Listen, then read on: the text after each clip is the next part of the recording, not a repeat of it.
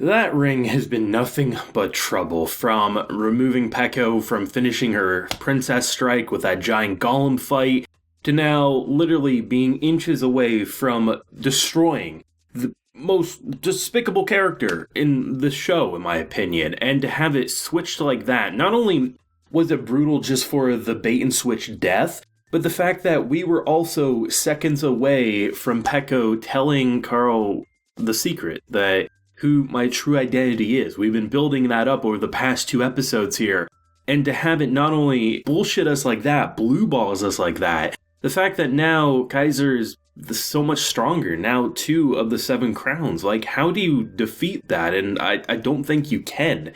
This feels like we're building up to another failed attempt here, and wow, most of this video is probably going to be dedicated on this latest episode, episode 9. I will touch upon last week's episode since this is a double review, but I just have a lot less to say with last week, given it was a lot more of a comfy episode, some great comedy high points, and obviously it was kind of the setup of Peko kind of like saying, I'm going to announce who I am, at least to those closest to me, and this episode kind of rolls with that even more. But there was something about not only the fight, but also how it made me believe there was actually going to be a victory. Because we've seen from this show, right, that this show can be just cute, simple adventures. We don't have to keep the main antagonist around in order for the show to be able to continue for many seasons to come. What I was seeing throughout this fight made me believe that with the source of kind of like magic cut off, the shadows couldn't get there, I felt like we were actually going to have a victory, and for some reason the ring didn't even cross my mind, despite it being such a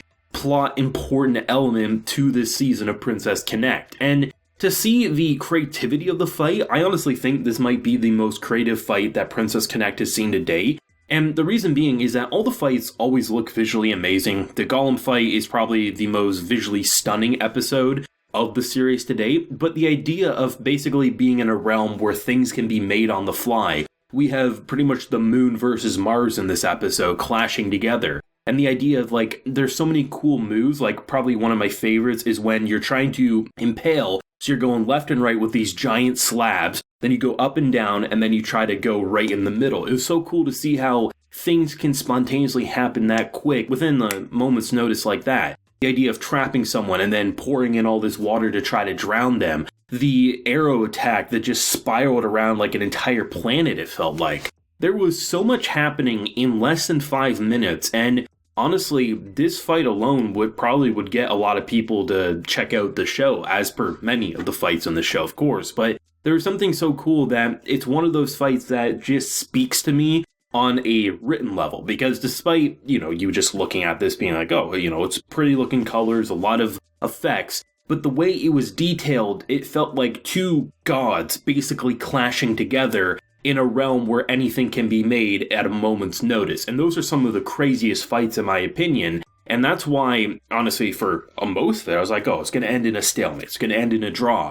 But when the source was cut off and it was revealed, wow, I was like, okay, we're actually going to commit here. I wasn't really cluing into the fact because they were directing it in a way like we were building up to like the death blow basically. And then we cut back to Peko opening up the door. I thought the reason behind that would be that, one, we would end up with the stab, and then the secret would be revealed, and it would be maybe not a positive response like you lied to me, and then it would be, oh, then if we figure out even more information on what's going on with this royalty, it might just cause conflict. That's my impression, that it was building up as if we were going to kill, but there would be drama within the group. And then to see the ring bait and switch, damn, that was incredible, man. Like, that was so well done, both on just pure visual flair, but the fact that visual flair wasn't just there slapping colors together, some random environments together.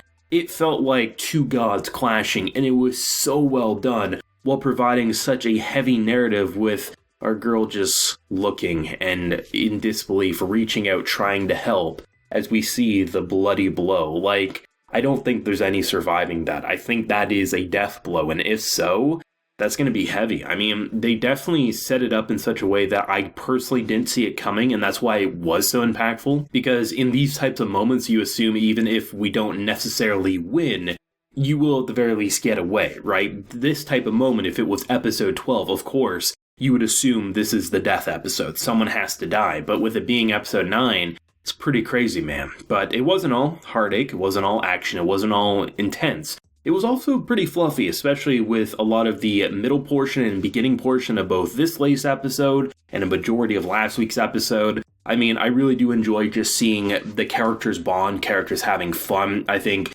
the idea of last week and just, it's such a simple premise, but the idea of bandits coming in, stealing letters. You have these two characters who are basically trying to mail off letters of recommendation to get into a different school. Apparently, they're not the sharpest tools in the shed. They feel bad about the teacher giving them so much support and them not really living up to her teachings. And then you, of course, have our girl sending off all these letters to help harvest the rice. And the idea that you have like this one shot where she basically is trying to pole dance and show off her adult aura and then just gets kidnapped in the process. It was just a very fun, very simple, very cute episode while establishing that, okay, we're reaching the point where the secret's finally going to be revealed. There's going to be more than just one person who knows our girl's true identity. And then to see how they use that as a crutch and foundation for this latest episode was very, very well done. Now it feels like we probably won't reveal this information until maybe episode 11 or 12. That's how it's at least feeling right now, because it feels like episode 10 is going to be a completely different style, a completely different level of theme, and then maybe 11 and 12 might be able to reveal it, but even then, it's not guaranteed at this point. I mean, Princess Connect, I've said it over many videos, is that it can literally be any type of show because it is kind of every type of show.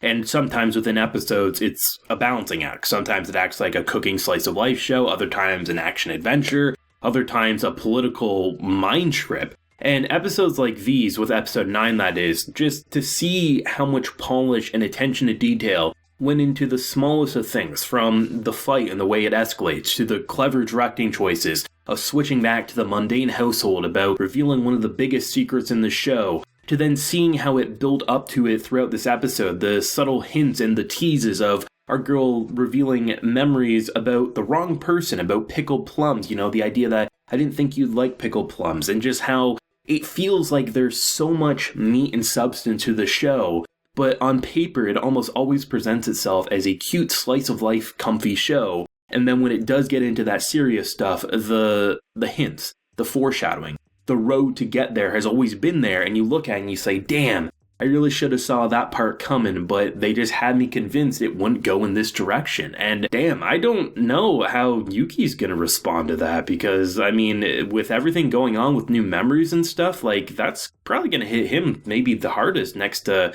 at the same time, Carl, but, I mean, she did have to see it firsthand, but shit. Thoughts and feelings either on last week's episode or this week. I imagine most people will be talking about episode 9, just given the what the hell moments, but thoughts if you have any. Leave a like if you enjoyed and subscribe if you're new around here. Till next time, everyone, please take care and have a good one.